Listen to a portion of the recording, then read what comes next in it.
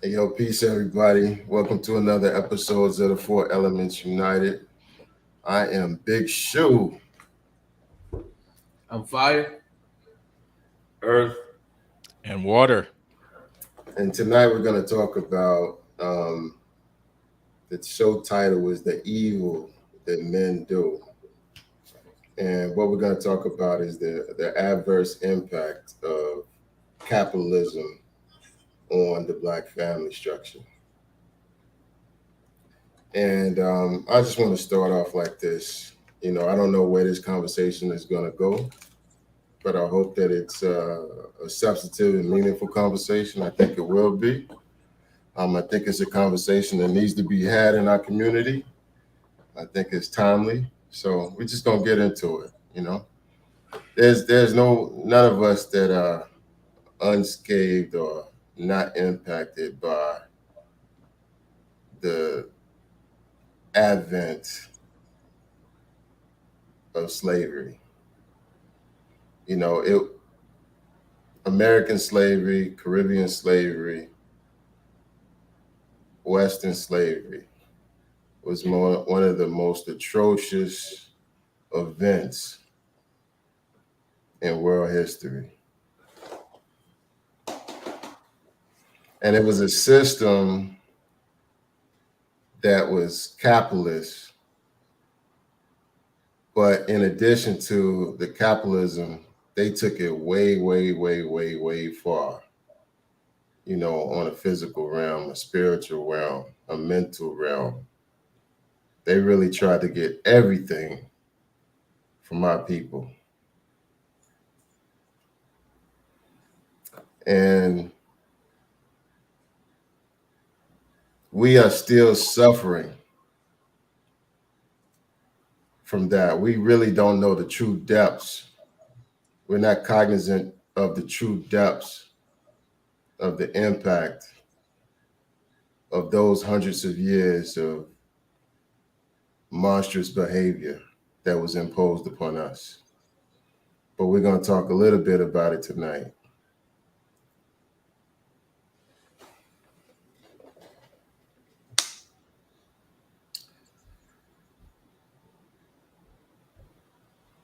Capitalism is a competitive space where there are winners and where there are losers. And during the slavery, obviously we were on the losing end of that for sure. We were used for free labor for hundreds of years. And as a consequence of that, we have now what's termed as the wealth gap. That wealth gap, because of their physical start, in my estimation, cannot be eradicated no matter how much we try. I mean, many of us could live great lives, but at the end of the day, that wealth gap cannot be eradicated whatsoever.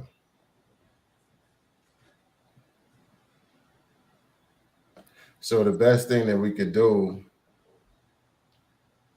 is try to enjoy ourselves, to be honest. Learn what we can learn and deal with our health and wellness, our well-being to the very best of our capacity.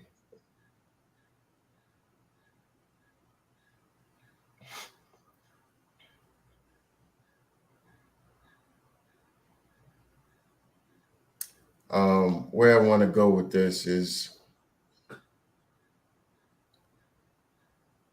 Marcus Garvey didn't invent holidays. W. E. Du Bois didn't invent holidays. Dr. King didn't say that diamonds are a woman's best friend. All these things were created by other people other than us. Yet we are some of the biggest consumers and the biggest indulgers of materialism.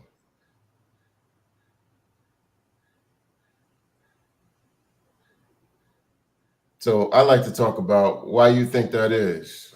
So I'll just pause right there and ask the elements, why do you think Black people are some of the most indulgers of materialism and consumerism?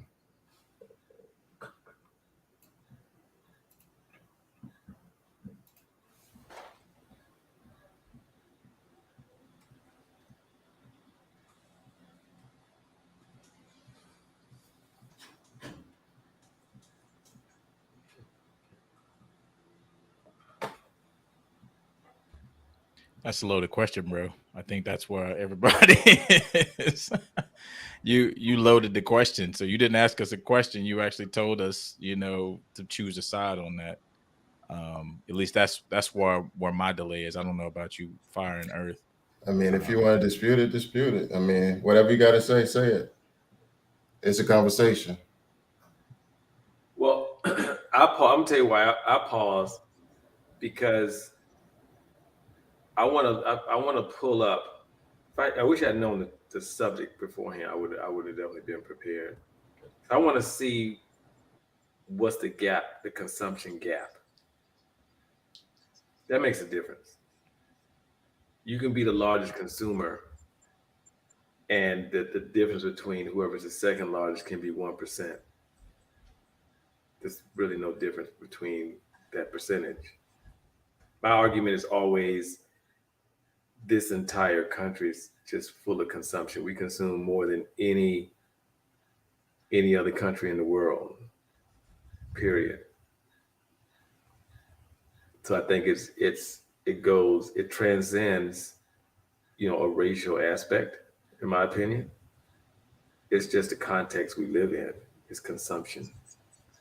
Consume, consume, consume, consume, consume. As though there's no tomorrow. That's just my view. And I'm sure that there are racial aspects that exist, but by and large, we live in a society that's based on consumption, because that's the only way that this system can move. If people stop consuming at a high rate, then things start shutting down. You can't take 15% of the population and say that supports, consumption of like the entire nation. Nah, I just find that hard to believe. Well, given the framework of the discussion, speaking about slavery and the adverse consequences of slavery, why do you think Black people are some of the biggest consumers and heaviest indulgers in materialism? I think it's just the context of the country, and then you coupled with, I'm making this part up. Maybe it's just a perception of what success looks like. It could be that. But if the foundation of the country wasn't based on consumption, I argue you wouldn't be the major consumers. Argue it'd be something else. But there has to be something that the consumption stands on top of to drive it. Period. So that's my view. I just think it's, if consumption wasn't at near the root, then it wouldn't be this issue of consumption. Oftentimes we think we're identifying the problem, but we're actually identifying the symptom. So taking it a deep further, like why do you think consumption is at the psyche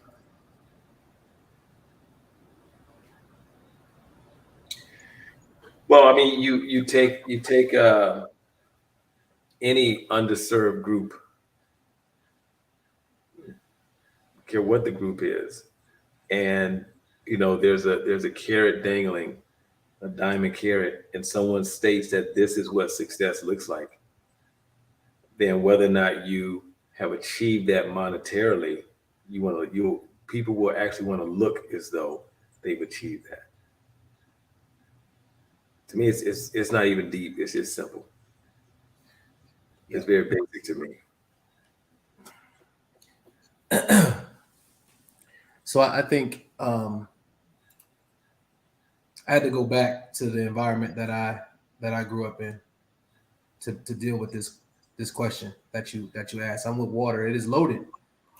I got all kinds of stuff banging around in my head. I got all kinds of factoids and statistics banging around in my head, i.e., as you mentioned, that the African Americans being the leading group, leading all groups in consumerism and growth year over year annually, as a percentage of disposable income that we as a people spend. And when I go back to the hood, when I go back to the projects that I grew up in, bro, and I contrast that to the community I live in right now, what I see and what I saw and what I was a part of was a feeling of self-worth being wrapped up in and driven by the labels and the cost of the things that I put on my body. I was mocked, teased, jumped for not having labels, for having Pro Wings on instead of British Nikes or Jordans. I got my first pair. I had to buy my own first pair. And that was like a sign of me arriving. Like I had been a bum prior to the purchase of my first pair of Air Jordans. And so materialism became symbolic. And then you hear some deep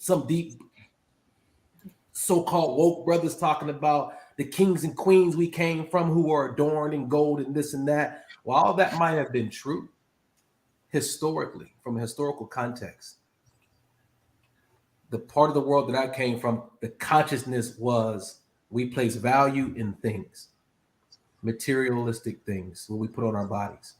There was no value placed in your portfolio, your equity, share, and companies and securities. There was no value placed in, your retirement portfolio. Like there was no value placed in that whatsoever. It was definitely a live for the day type of situation. And your question is why? I think it systemically comes from a sense of low self-worth, and that I need to put something on me to increase my value. That me butt naked in the morning, at night, in the middle of the day, in my own skin is insufficient. That somehow I need to level up. Like the Lexus makes me better. The Lexus means that I'm somebody versus the Honda, or the Toyota. And God forbid I put some rims on that bad boy, because if you put some 20s on it, 20s, you might be balling a little bit, but if you put some 22s on it, you really doing big things. If you got a Cuban link or iced out bezel, or some iced out jewelry, like these things became, to Earth's point, status symbols of one making, and that was just the general agreement. How does that tie all the way back into slavery? Man, I'll turn that back over to you to connect those dots. But I'm making it personal, right? I'm going back to where I came from and what I see and what still exists to this day. There are little boys, little brown boys all over the nation being murdered about sneakers and jewelry. And so to me, it all stems from a form of low self-worth, and some would even argue a form of self-hate when it's acted out to the magnitude of taking another person's life for some shoes. And I'm a park it right there. Yeah. I mean, I totally hear where you're coming from, Fire. I think this conversation is a little skewed because it lacks exactly what it looks like Earth is on the hunt for, which is some sort of data. Because, we're talking anecdotally from what the four of us see through our lenses, right? So what you were talking about, Fire, to me sounds like how you grew up. Like, I didn't hear you say yesterday, like you're talking like 30 years ago, right? When we were middle schoolers and high schoolers who were pretty much followers, right? You just wanted to follow the crowd. You wanted to, you wanted to be like everyone else. And so to me, that's what I heard you talking from the context of. I didn't hear you talking about, from the context of where you are today, which is a different place. So I me personally, I didn't grow up in that context. I grew up in a context with a mother who, I don't know how she did this to me, but she just like etched in my brain how to like be frugal. Okay. And like, so I'm the kid with a savings account at 14, 15, right? As soon as I got actually before I had my first job, I had bank accounts. So, and trust me, bro, we did not grow up with money. Now, I didn't live in the projects like you, Fire, but I grew up in places where, I mean, I had my bike stolen, bro. Like I got straight up like strong armed from. We talked about that on one of the shows before, where like I was riding my bike to school and the cat was just like, "Hey," I mean, I'm talking about I was in the fourth grade, dude, like a little kid, and a grown dude was just like, "Hey, get off that bike right now, boy." And man, I was destroyed, man. Look, Earth's laughing, man, but I was destroyed, dude. As a 10-year-old or whatever, man. I went to school. I walked the rest of the way, and so it was like, my bike. So anyway. So what I'm saying is that like, but I didn't ever grew up in the projects or anything like that, but definitely not neighborhoods where people are running down the street with baby strollers, what I'm saying? wasn't that place. So I would just say that, we're talking anecdotally, and I'm hoping that Earth can unearth some sort of statistics that can help us drive this conversation in a more unbiased, I guess, in a more unanecdotal way or whatever, because from the four of our, now, if you want to just talk about from the four of us, kind of what we have witnessed and seen, that's different. But, what I have witnessed and seen is a little bit different because, like I said, at a real young age, I was straight up balancing my checkbook. Like it was a really, I don't know how that happened. It just kind of happened. Well, Maybe it just came from growing up with a single. Now I think about it, my mom watches the show, so I know, Ma, you were single, you had 2 jobs, and you had to like manage a budget. Now I actually remember that now, and so like I had to sit there, and when I got my little $10-15, I had to learn how to put that into an account, and then write on that little checkbook, balance it out. So let's dissect this a little bit. Let's think about this a little bit more deeply. Like, what happens to a human being when they are stolen from their homeland, brought to a different shore that's foreign, that's captive and beaten, that's raped,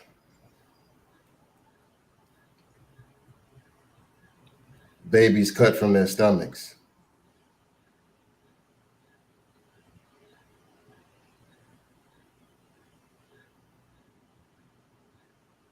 sons having to have intercourse with their mothers, slave masters having intercourse with a man's wife or a woman's husband in front of their children, in front of everybody. What happens to the psyche and the spirit of those individuals?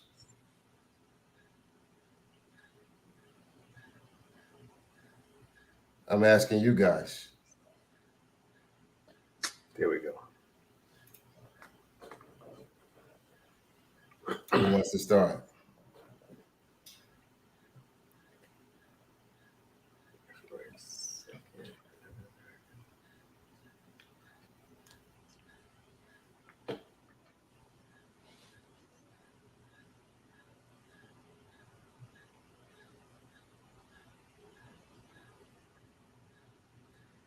You're on mute, Fire.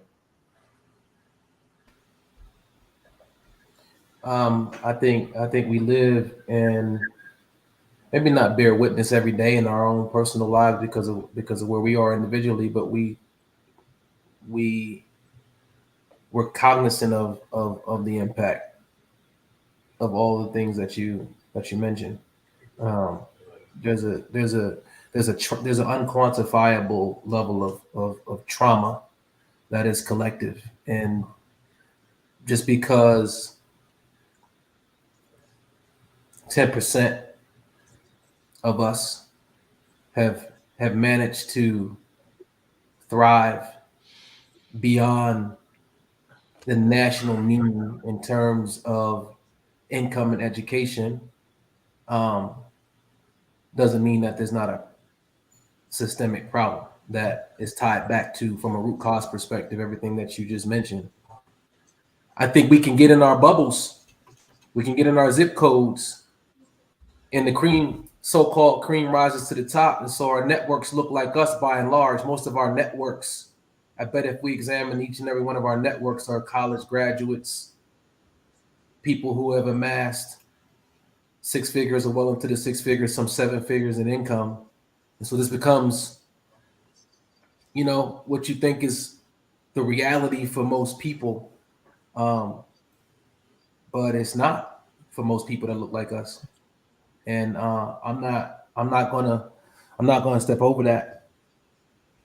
And I'm not gonna give you a speech of, just be like me or just be like us, because it was so easy for me to get to where I'm at, because it wasn't. And so I'm going to try to answer that question in terms of the impact, because we all if we if we not walking zombies, walking dead, or we choose not to see it, it's there. And for me personally, I got a lot of people that I love, and a lot of people in my family who is still living out the impact of that unbeknownst to them.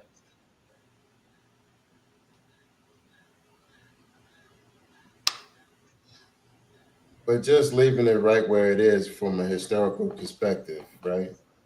Not thinking about where we are right now, but in that moment, right? What does it do to an individual's spirit, their psyche, their self-image? Oh, it's lost. It's broken. You got no language. You have no identity other than the identity that is driven by the context and the circumstances that you're in right now. Yeah, it's it could be debilitating. The will to live and the will to go on after enduring such things is like, you got to find some superhuman, supernatural strength to endure that and want to live. Like, we talking about circumstances by which, who was it that said death got to be easy because life is 50 Cent. Death got to be easy because life is hard. It'll leave you physically, mentally, and emotionally scarred. Mhm.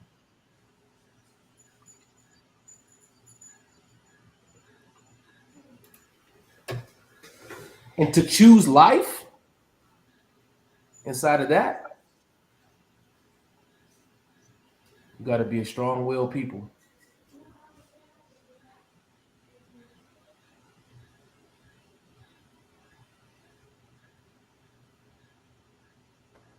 So, Eric, what's the impact, bro?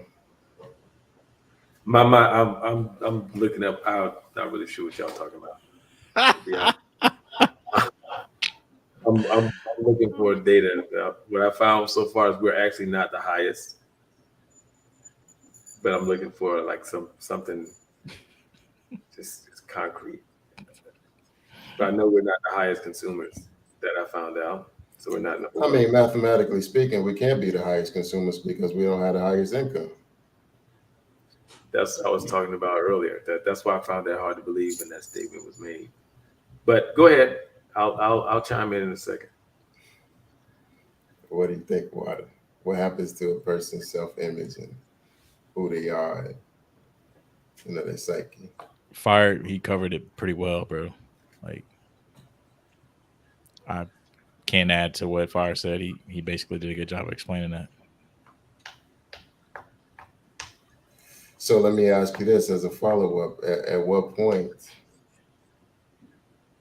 did we get up out of that muck and mire, or have we?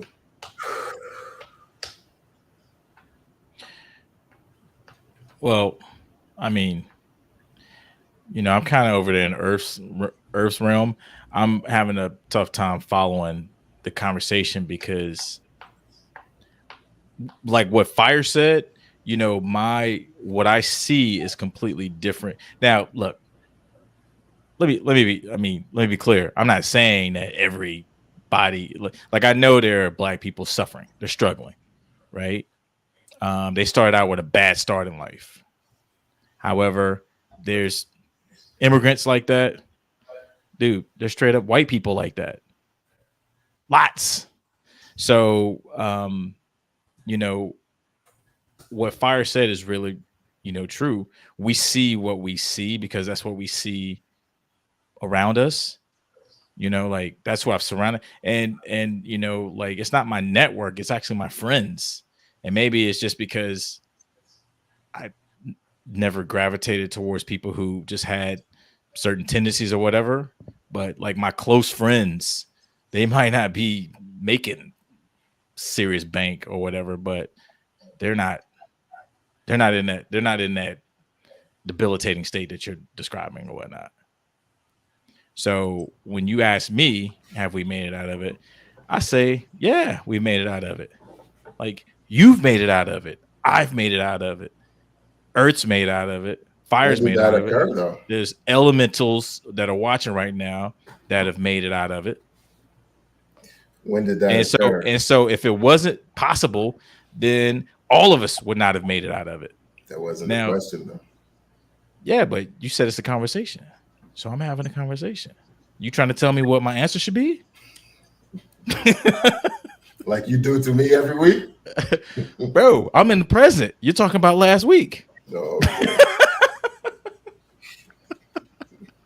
We're in this moment right now. Come back, Win. Come back. Okay. We're having a conversation here and now. So yeah, we've all made it out of that, man. And I think that it's important for us to have these conversations because there might be people who are watching right now who haven't made it out of that. And I think that to me, if I were in that position, what would be more impactful to me is not to hear you restate, what the problem is, because I mean, it's pretty obvious what the problem is, but for us to discuss what was it like. Fire, how did you actually get here?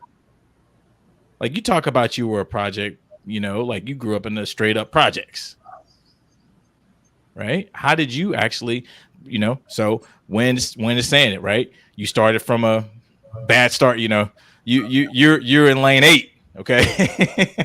You're in lane 8 in the race, okay? I wasn't in 8. I was probably in 6, maybe 7, 6.5 or something like that. But you made it out lane 8 and you crossed the finish line first. So to me, like that would be much more impactful for me, just personally. If I were in that position and I were listening, that would be really impactful for me. Understood. I mean, of course, you're looking for solutions, right? But you know, it's a perfect conversation because you know the basic premise of the conversation that I'm having is that we gloss over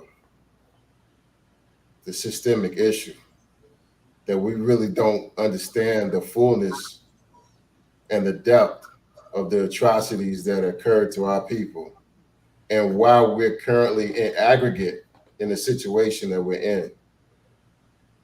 Not just you and I, not some of the elementals, but in aggregate, our people are suffering.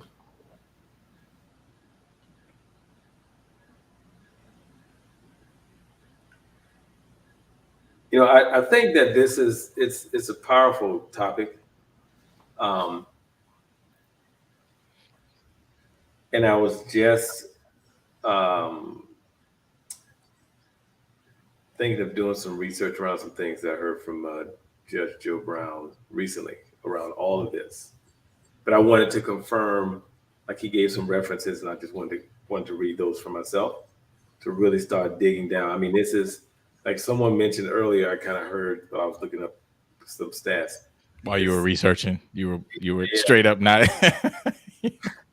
I just get like, you know, but you know, to really be able to start to look at something more concrete than like anecdotal sort of responses. So we can say from a historical context, this happened, this happened, this happened, this happened, this happened, this happened, and be able to give people resources to go and look for themselves for their own confirmation.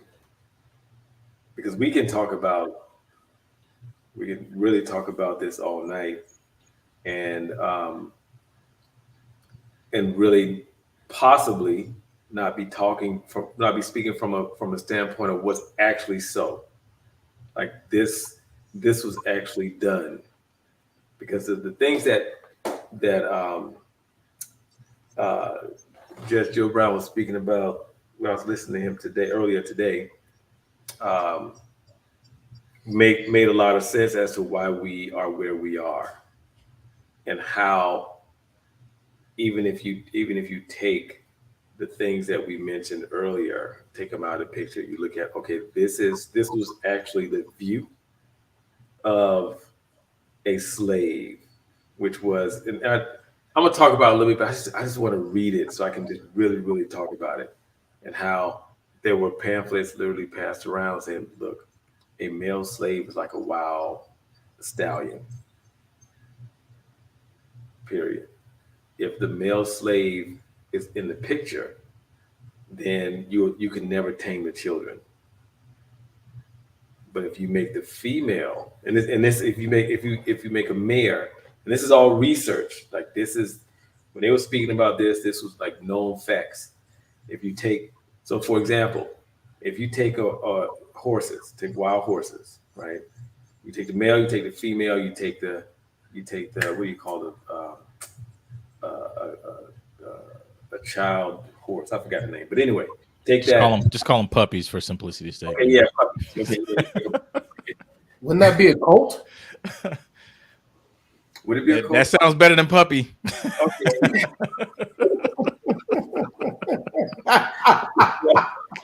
Well, so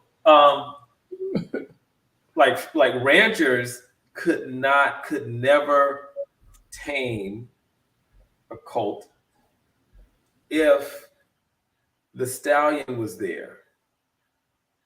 If the mare was there, they could. So they would remove the stallion from the picture, and the mare would actually train the colt how to behave, and it worked every time. If not, then the rancher would never be able to train the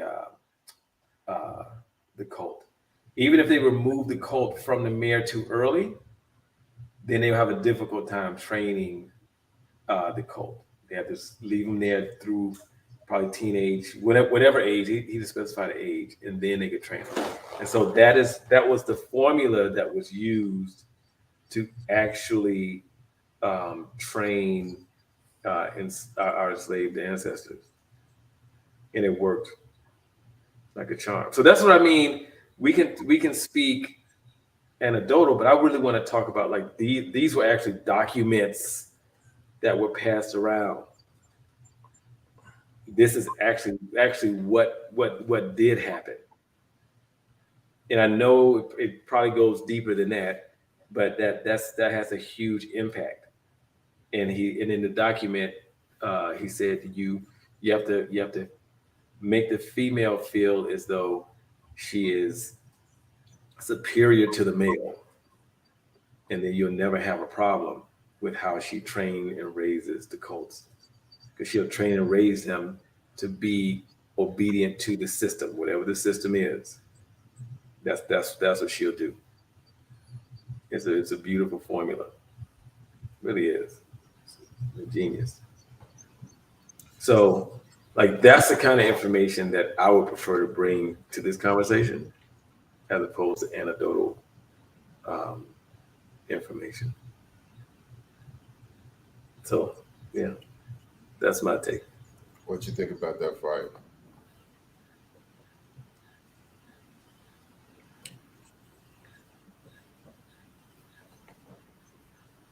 I think what Earth is pointing to are the actual strategies and tactics deployed to cause the intended result. And even still, though this is historically based, fact based, it doesn't impact my view on what happened and how we got here. I think the why is important because to Earth's point, bringing consciousness to it. When you take a step back and you go, oh, all this mess is not by accident. All this mess is not by chance or happenstance. Like these are systematic, strategic, sinister plots and plans to not just cause us to want to kill ourselves, but cause us to be okay with being dead inside. Cause us to be okay with being subject to being regarded as cattle or 3/5 of a human being. For me, if I'm honest, for me, it just causes me to, when we talk about before Earth's assertion, we talk about the circumstances anecdotally, we talk about what we think intellectually, but to think that there are people out there then, now, and forevermore who have a deliberate intention to have another group of people not self-actualize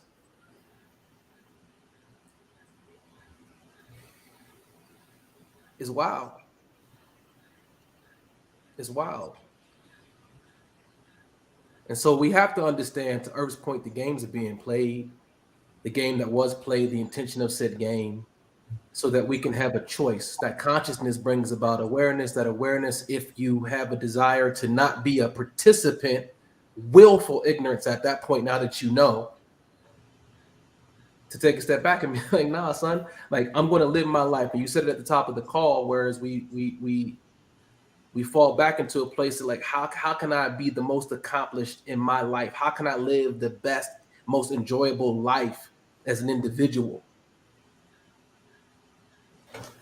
And in America, I'll say, because I don't know much about the continent, that becomes the race for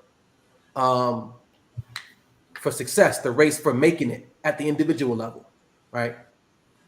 And I always, when I hear you speak, Big Shoe, is this extreme mindfulness for the collective, for the whole. In other words, it's not okay for us to pontificate and be aware of these things and live a life by design and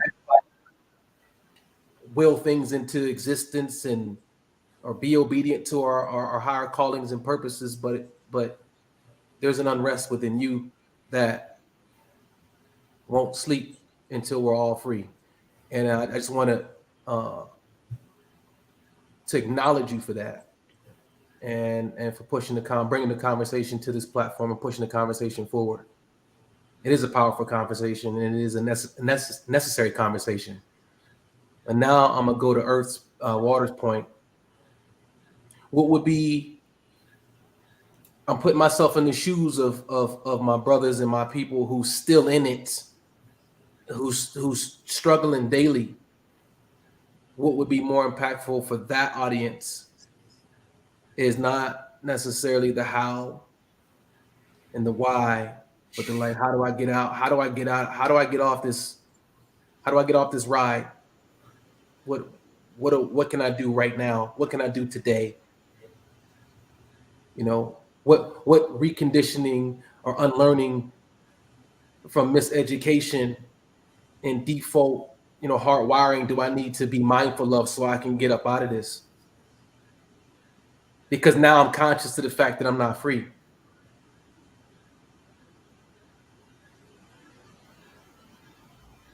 How'd you do it? What'd you tell yourself? Who were you for you? What was your self-image? Where'd you get that from? Because we all got taught the same U.S. history. We all got fed the same U.S. history in public school systems. They still feeding it to the kids today. So how did you transcend an identity as a slave? Well, for some of you, you may have never regarded yourself as such. How about this? Going back to last week's conversation, who says that you're not? Who said that you haven't who says that you have transcended? You just think you have. Are you trying to pull them back into the barrel?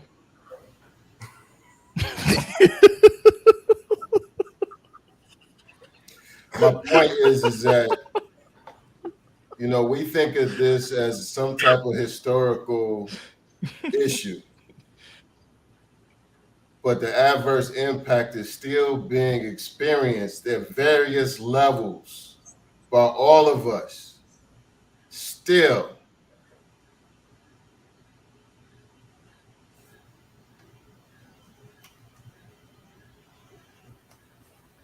So even where you might not necessarily be deeply involved in materialism or consumerism, maybe you might be a workaholic. Maybe you might be chasing money. Maybe you might be chasing that $1 billion, $1 billion. Isn't that still a function of low self-worth, low self-esteem? You know what's interesting? If I may, the more you pan out, because you just brought a macro perspective to the conversation. You may or may not agree with this, bruh, but the more you pan out, the less and less it is about color, ethnicity. The more it is a human problem or issue. The more like you just went 50,000 feet on them just now, and I can't unsee it. It is a human issue. Well, we in the beginning of the show, I talked about that the system is capitalism, and we all adversely impacted by capitalism. However, as Black people, we still have a very unique experience that has us be a particular way or be a particular ways.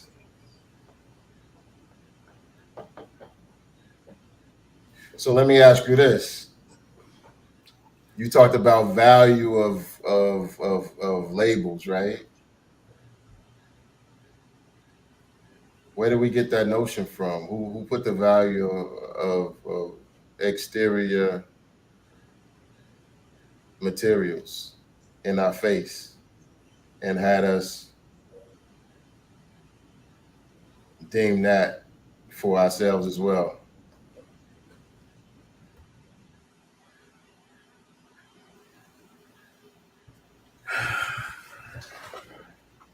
how do we adopt these behaviors?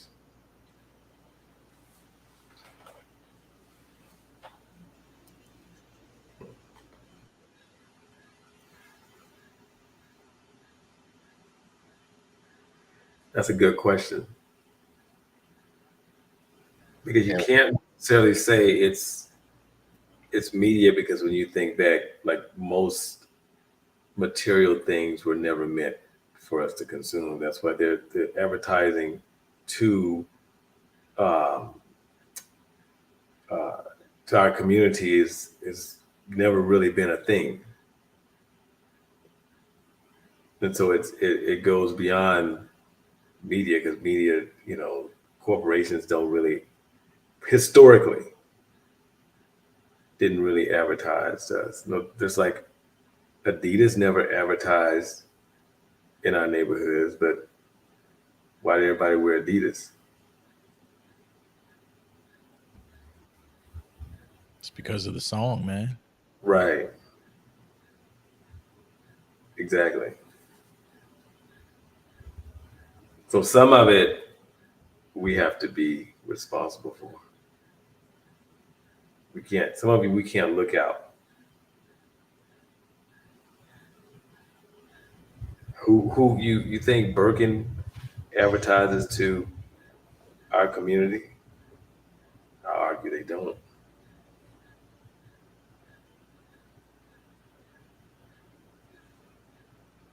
So at not 100%, but there's a portion of it we have to be responsible for. And what does it mean to be responsible for, and why is that important? Well, you first have to acknowledge that, wow, this is being responsible, is acknowledging that the cause of some of the issues is right at your feet. That's why it's important. So then you can control, you can easily control that one. That was easy. It's just the one you can't see that's a little more difficult. That's why it's important, because you can do something about that.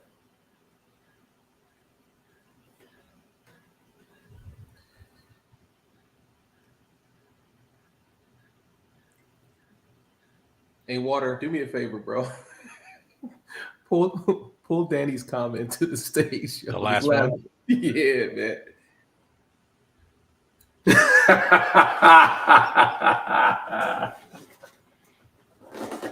Hey, Danny, I got something to say to you. Don't steal my thunder anymore, please. Hey, Danny. So just read it off, just for anybody who's maybe listening to this on audio. Danny asked it's a really good question. I think this question should be the North Star. May I ask, what is the goal of this conversation? I think that I am confused. And let me say this, Danny. Every time I say this on the show, I get lambasted after the show of people saying that I shouldn't be saying that on air. So thank you. Thank you for helping me out there. Oh, Well, I think we should, turn that back over to Earth. I mean, over to Win, since he's hosting the show. Like, no judgment, right? Let's take Danny's comment down. No judgment, and just let's bring it back full circle. Win. I think that's what fire. Courtney Butler's comment. I think we should bring up Courtney Butler's comment, just for just Courtney Butler, this random person. Yeah. You want to read that one off, Earth? Since I know Fire doesn't want to read this off. So again, the purpose of this conversation is what I said earlier. We are confused. You said it perfectly, Danny. We are very, very, very much confused about the state in which we're in and why we're in this state. And it's because we are glossing over the significance the heaviness, the true impact of slavery, we would like to make it a simple thing where people just were captive and they just worked, the lands. But it was way more devious than we even imagine. And we need to sit down and really, take a look and fully examine what actually occurred and what was the impact, and actually connect the dots and see what the impact is right now and why we're living like we're living right now. Like what makes a man decide to go against his entire community and sell crack and destroy the entire community just for Alfa Romeo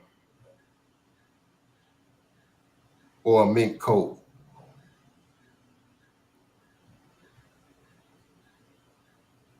Or whatever he desires to be the man. What makes us join gangs and rob and steal from one another? What makes us carjack? Like, these are some very, very serious issues that we're dealing with today that we have not connected the dots properly and dealt with it in an effective and meaningful manner such that it does not occur in our community. And so today I wanted to talk about, what the problem is and why we got the problem. And at a later date, I want to talk about resolutions and solutions, how we move forward in a healthy and meaningful manner. But today, just like what you said, Danny, we are confused because we don't know ourselves. We don't know our history. We don't know our culture. We don't know exactly what transpired and the impact of that.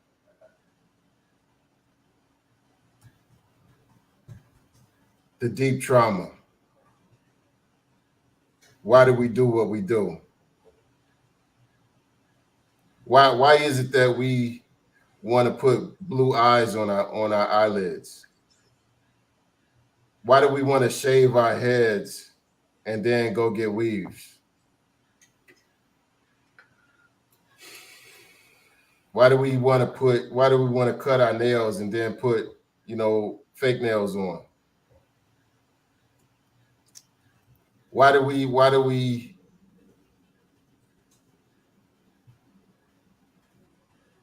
get mad? Why do we have this expectation that this guy should buy us a Birkin bag? Why do we, have these messed up dynamics between black men and black women? Why is our marital rates at an all-time low, almost 20%? Why is our divorce rates high? Like, you think this is osmosis? You think this is just a new phenomenon? Nah, everything got a reason. Everything got a cause and effect.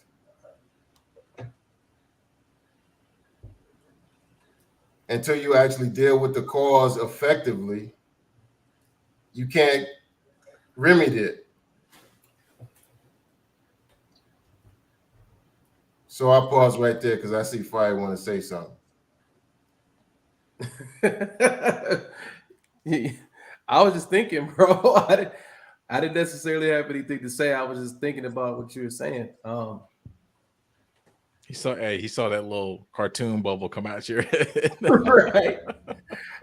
I was about to laugh to myself because as I'm listening to you, when I'm like, okay, yeah. Look, we all in the matrix as long as we here. We're being influenced by outside things, external things. Marketing is companies to, I think it was Earth who said it. Um, there's an article that I was researching while being present in the conversation, believe it or not, by a company that if you are in business, then you've heard of the consulting firm McKinsey. McKinsey is one of the world's largest consulting firms, right? And inside of listening to you, I thought about the tipping point. And then I thought, well, who wrote the tipping point? Oh, Malcolm Gladwell. And so there's all these entities and people outside of the diaspora who are held and regarded as the subject matter experts on these things. I look at the 4 authors of this article from McKinsey, and none of them look like any of us, but they are speaking on the community with great conviction, and they're using facts and stats. I'm gonna post it. Earth wanted facts. Read this article, Earth. It'll blow your mind. Everything you said is true. Is to this day, we are still under marketed to as a buying group, and per capita, or as a percentage of the overall population, and as a percentage of our disposable income, we outspend every peer group in America. These are facts. It's not an anecdotal statement. These are facts. And the crux of Wynn's point is the why. Why do we do this? Listen, man, how do we? I'm more solution oriented the older I get, because I feel like I'm running out of time. the closer I get to transitioning and going to another next life, I'm like, okay, all right, got it. We got it, bro. All right.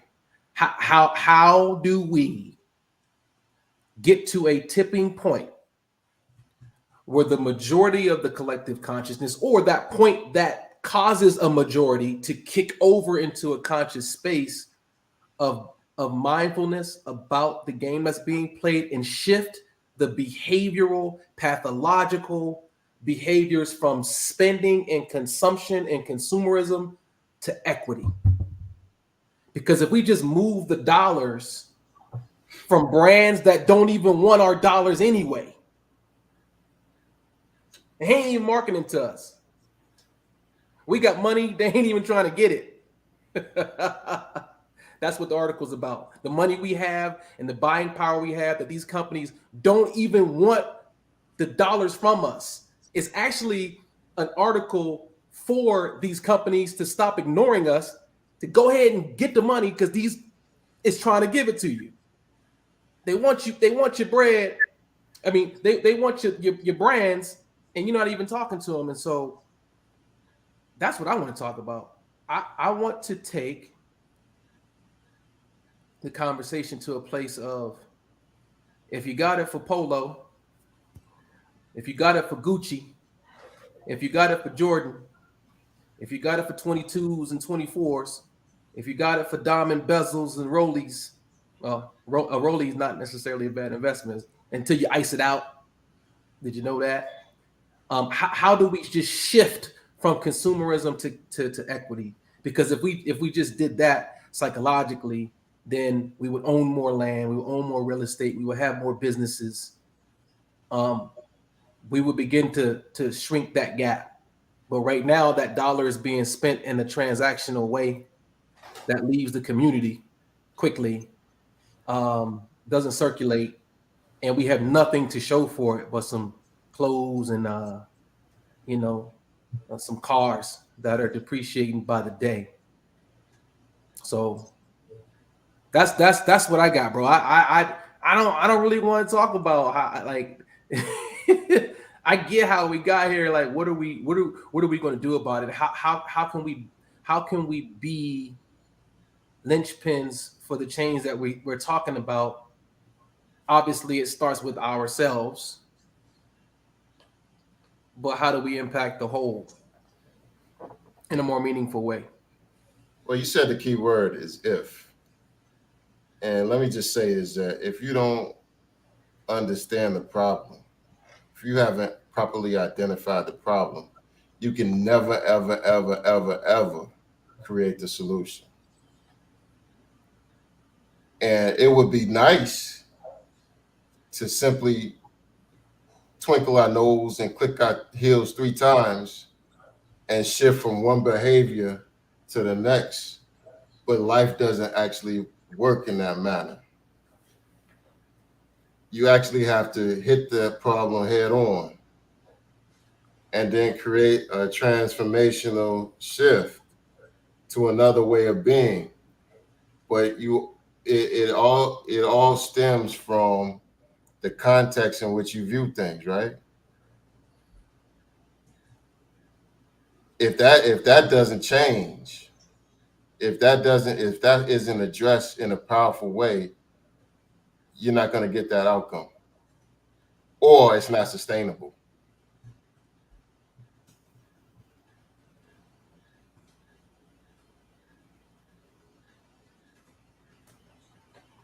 You might be able to do it for a day or two, or maybe a couple of weeks. It's just like people going on diets, right? Unless they actually change the context in which they see and relate to food, right? And relate to themselves and relate to whatever circumstance and conditions that they're experiencing, they'll go right back to eating the same, being the same, and getting the same results. That's why you got this yo-yo. It's back and forth. And that's what we're about is actually effectuating transformation. But the only way to do that is defining the problem properly and addressing it head on, identifying those blind spots. Because it definitely are blind spots. We just like I said, we're not privy to the fullness of it. We hit our time, guys. Yep. So I mean, this is an interesting conversation. I want everybody to just sit with the inquiry. You know what I mean? Like I didn't know how this show was going to go or not go, and I was good with however it goes. Or however it went. But I would be remiss not to have the conversation because it's a much needed conversation for our community. We cannot continue to gloss over the adverse impact of slavery. We really need to take a revisit. People were trying to come up with this critical race theory and shift the narrative and shift the history and doing all this fancy stuff. But at the end of the day, for the results that we want for our people, we got to do the work. And we got to perform the due diligence and be able to, be authentic with the reality of it. Can I say something? Absolutely. I think Waters got the show next week, so we'll let him close it out and tee it up. But it just occurred for me. I'm reading the comments, and Danny said something that made me think.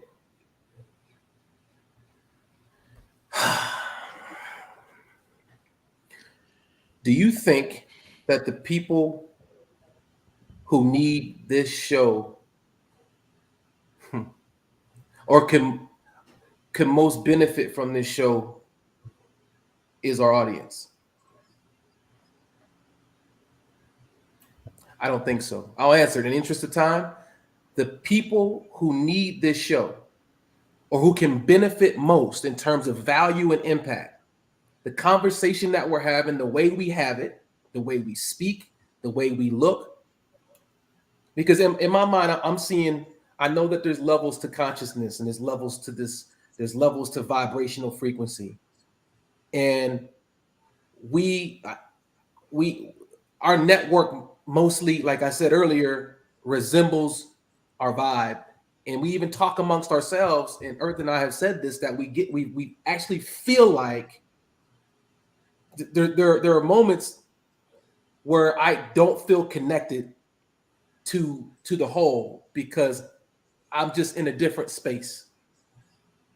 If you are a teacher, you can send out a signal, and when the student is ready, the teacher will appear.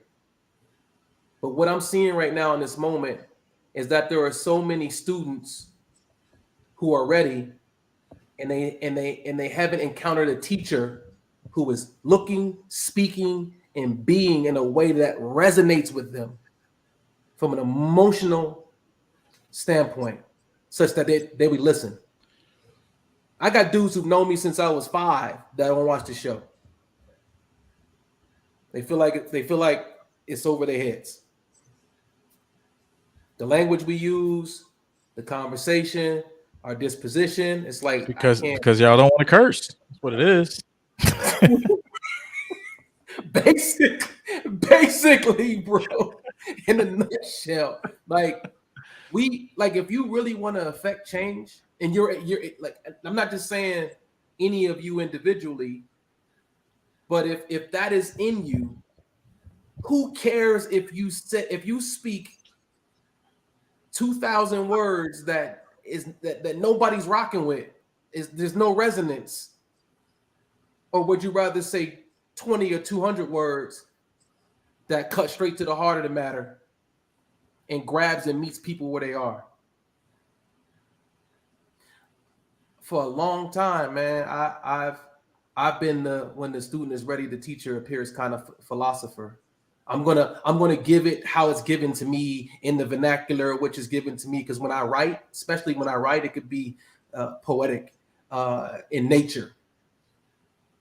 And that doesn't mean I'm going to go use ebonics in this, like if I'm not feeling that, I'm not going to do that. But being mindful and start cursing for no reason, but being mindful of these dynamics as a teacher and as somebody who wants to meet and pull people up and pull people out, I have to always be cognizant of the fact that I have to meet them where they are.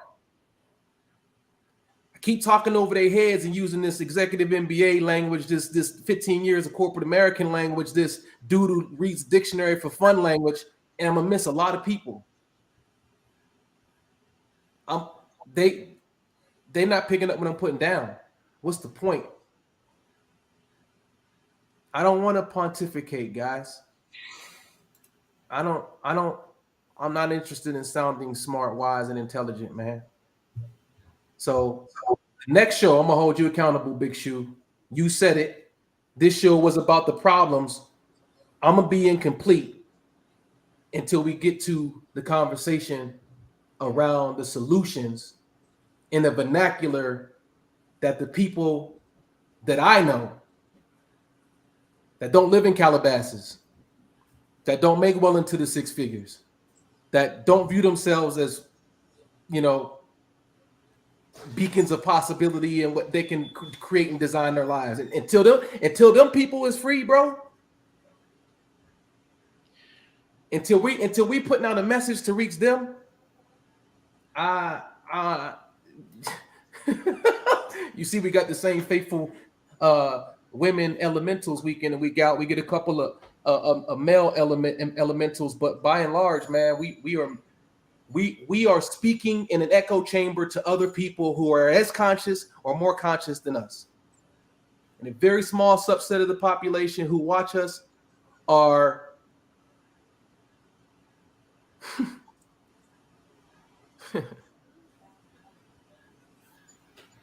y'all see what I'm pointing to?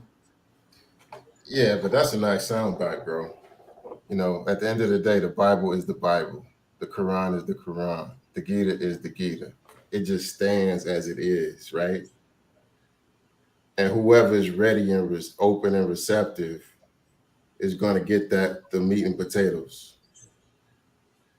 Now, if somebody is comprehending this and it's fine with them, then perhaps they'll take what this show gives them, and they'll go back and reach back in the community and give it to them in a more palatable or digestible way.